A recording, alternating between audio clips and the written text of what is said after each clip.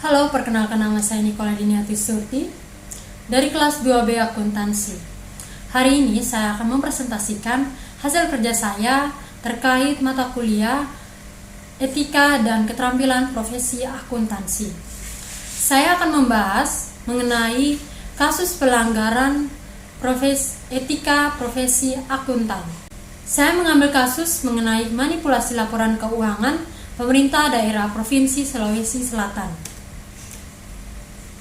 Apa sih itu penyuapan? Suap menyuap merupakan suatu tindakan pemberian atau penerimaan uang atau hadiah yang dilakukan oleh pejabat pemerintah untuk melakukan sesuatu yang bertentangan dengan kewajibannya.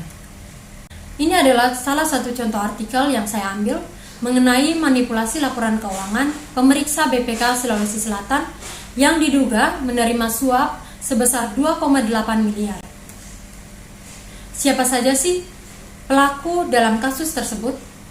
Yang pertama, ada Bapak Edi Rahmat sebagai pemberi selaku Sekretaris Dinas PUTR Provinsi Sulawesi Selatan.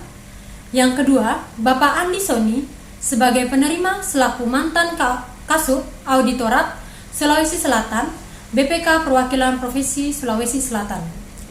Yang ketiga, Bapak Wahid Wahyudin selaku mantan pemeriksa BPK Perwakilan Provinsi Sulawesi Selatan dan Tata Usaha. Yang keempat, Bapak Gilang Gumilar selaku pemeriksa BPK Perwakilan Provinsi Sulawesi Selatan dan Tata Usaha Kepala. Dan yang kelima, Bapak Yohanes Manik selaku BPK Perwakilan Provinsi Sulawesi Selatan. Bagaimana kronologi kasus tersebut? Kasus ini bermula pada tahun 2020 saat BPK hendak memeriksa laporan keuangan Pemprov Sulawesi Selatan.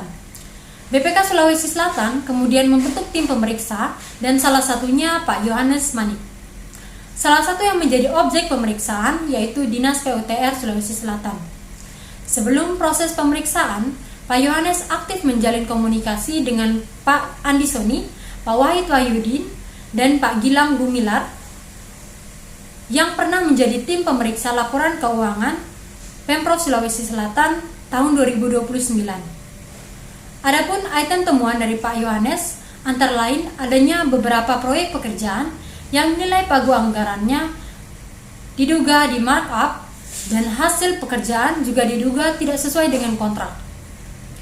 Atas temuan ini, Pak Edi Rahmat berinisiatif agar hasil temuan itu dapat direkayasa. Dalam proses pemeriksaan ini, Pak Edi Rahmat aktif berkoordinasi dengan Pak Gilang yang dianggap berpengalaman dalam pengondisian temuan item pemeriksaan termasuk teknis penyerahan uang untuk tim pemeriksa. Gilang kemudian menyampaikan keinginan Pak Edi tersebut pada Pak Yohanes. Pak Yohanes kemudian bersedia memenuhi keinginan Pak Edi dengan adanya kesepakatan pemberian sejumlah uang dengan istilah dana partisipasi. Untuk memenuhi permintaan Pak Yohanes, Pak Edi diduga sempat meminta saran pada Pak Wahyudi dan Pak Gilang terkait sumber uang. Pak Wahid dan Pak Gilang menyarankan agar memintanya pada para kontraktor yang menjadi pemenang proyek di tahun anggaran 2020. Diduga besaran dana partisipasi yang dimintakan 1% dari nilai proyek. Dan dari keseluruhan dana partisipasi yang terkumpul, nantinya Pak Edi akan mendapatkan 10%.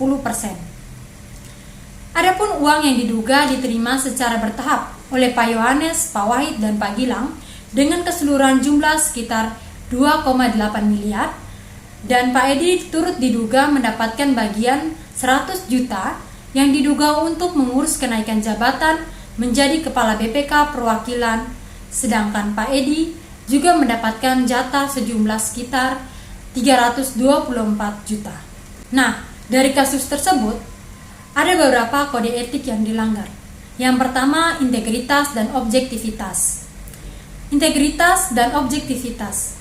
Aturan etika Provinsi Akuntan Publik menjelaskan bahwa dalam menjalankan tugasnya harus mempertahankan integritas dan objektivitas. Tidak boleh mendahulukan prinsip kepentingan.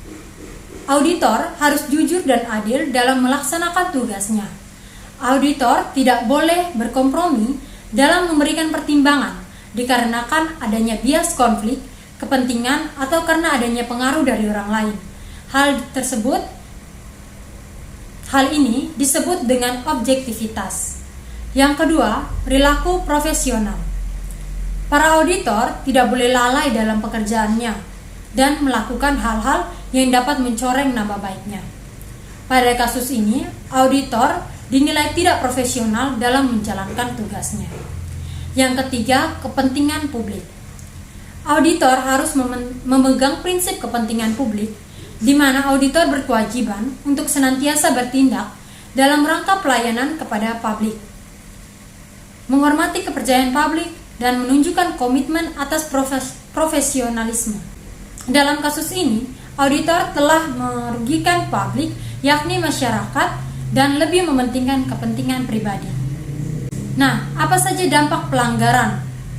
Dampak pelanggaran dari kasus tersebut: tindakan korupsi memberikan dampak buruk terhadap kualitas pelayanan publik yang diberikan serta dapat meningkatkan jumlah kemiskinan, sehingga hal ini akan mengganggu tercapainya kesejahteraan masyarakat.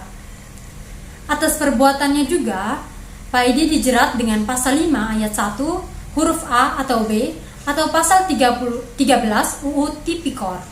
Sementara keempat tersangka penerima suap dijerat dengan pasal 12 huruf A atau huruf B atau pasal 11 UU Tipikor Jo pasal 55 ayat 1 ke 1 KUHP. Keempat anggota BPK Perwakilan Sulawesi Selatan itu sudah ditahan oleh KPK untuk 20 hari pertama, sementara Pak Edi Rahmat tengah menjalani hukuman 4 tahun penjara atas kasus korupsi yang menjerat dirinya bersama-sama mantan Gubernur Sulawesi Selatan Nurdin Abdullah. Apa saja sih solusi dari kasus tersebut? Yang pertama, pengarahan. Pemerintah harus memberikan edukasi secara terus-menerus kepada pihak lembaga-lembaga agar tidak melakukan pelanggaran yang merugikan. Yang kedua, sanksi ketat. Pemerintah harus memperketat peraturan-peraturan dan juga sanksi atau hukuman bagi siapapun yang melanggar. Yang ketiga, kesadaran diri.